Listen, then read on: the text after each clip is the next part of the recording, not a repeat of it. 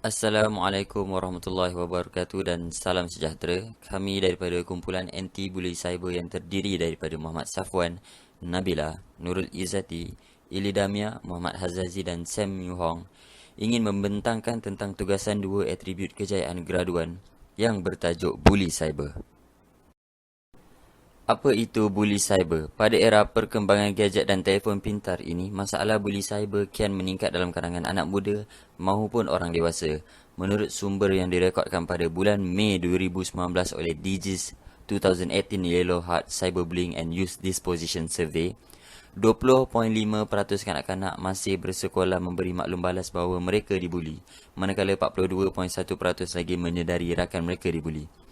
Hakikatnya jumlah sebenar masalah buli cyber dalam kalangan belia masih tidak diketahui oleh kerana kebanyakannya daripada mereka tidak mendapat bantuan. Ada yang membiarkan saja gejala ini berlaku maupun ada yang takut untuk mendapatkan sokongan. Berdasarkan data yang sedia ada, 1 daripada 5 kanak-kanak adalah mangsa kepada buli cyber. Antara contoh utama merupakan penyindiran dalam segi bentuk, paras rupa ataupun saiz. Manakala faktor cemburu juga menjadi asbab peningkatan gejala ini. Seterusnya, mari kita kenali jenis-jenis buli. Ada beberapa jenis buli. Yang pertama ialah buli fizikal, menggunakan tangan, kaki atau objek secara terus kepada mangsa, seperti memukul, mengugut dan mencabul.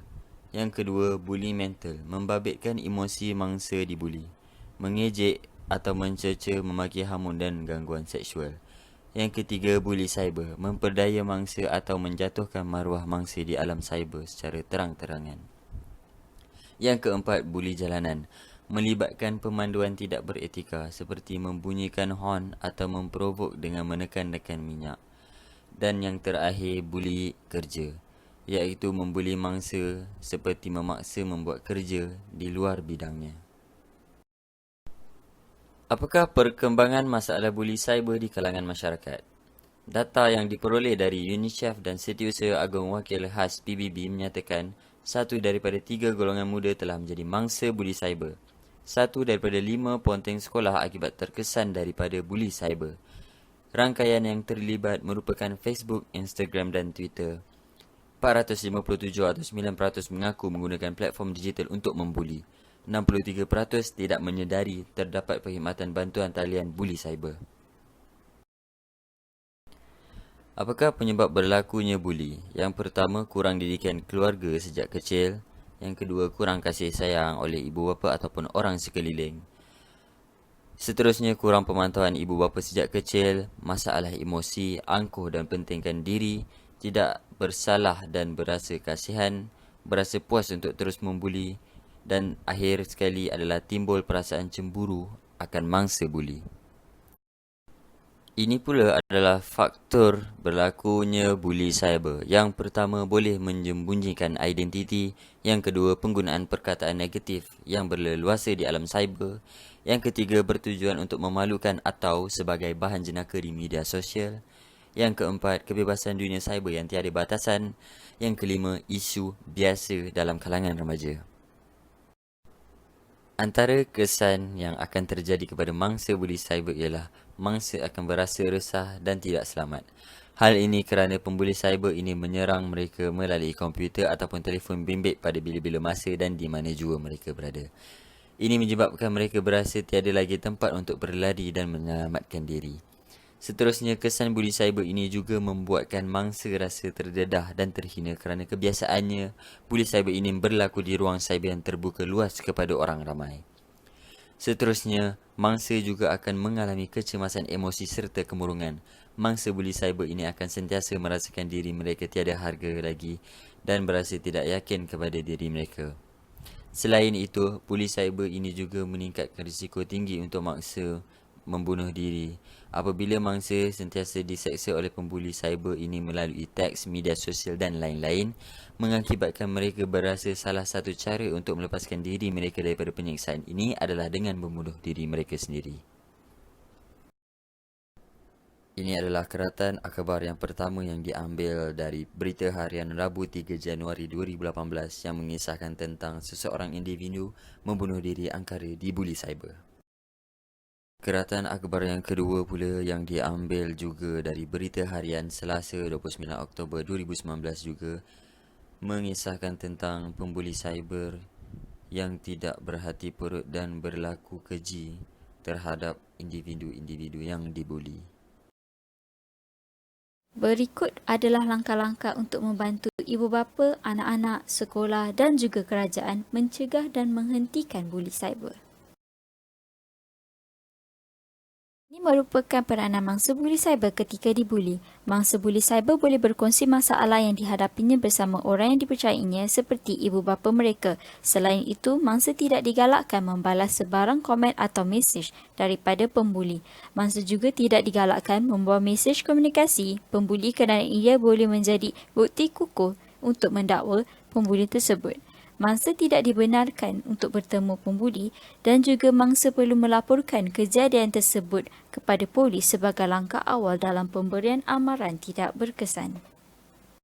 Ini merupakan peranan penting bagi ibu bapa untuk mengatasi masalah buli cyber. Ibu bapa diberi tanggungjawab untuk melindungi dan memelihara anak-anaknya.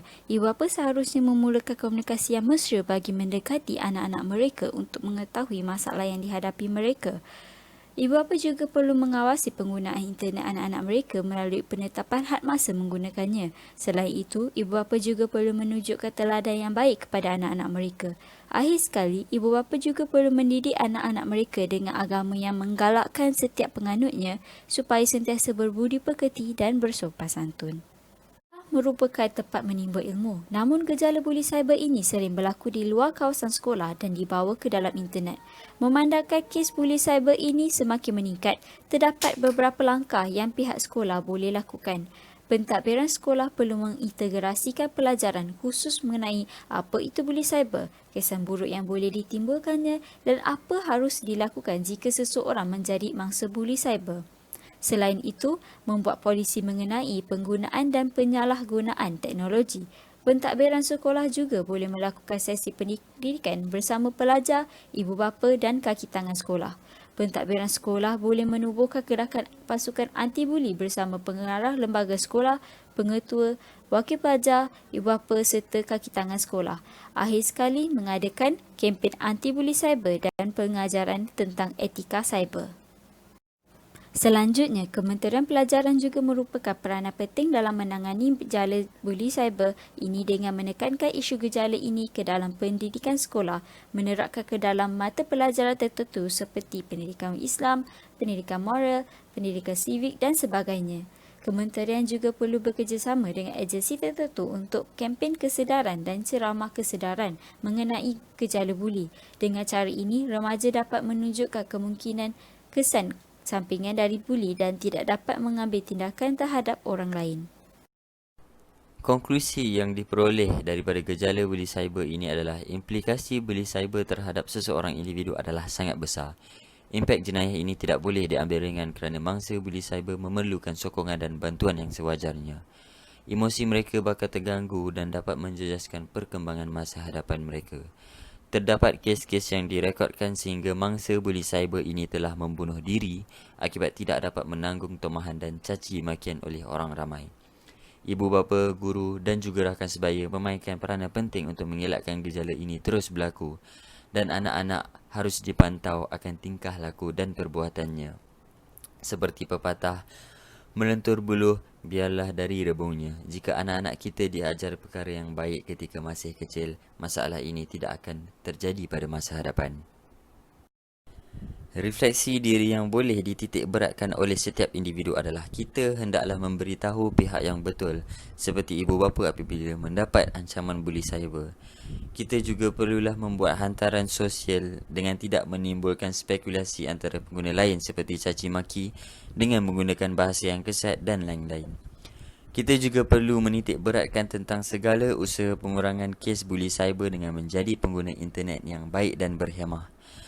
Seterusnya, perlulah kita memberi nasihat dengan cara yang betul kepada mangsa buli cyber dengan menggunakan bahasa yang baik dan bukannya mencaci mereka di laman sosial. Seterusnya, memberikan dorongan yang sepatutnya kepada mangsa cyberbuli dengan memberi kata-kata semangat kepada mereka. Dan yang terakhir adalah bertanggungjawab dengan tidak terlibat dalam buli cyber, sama ada membuli ataupun dibuli.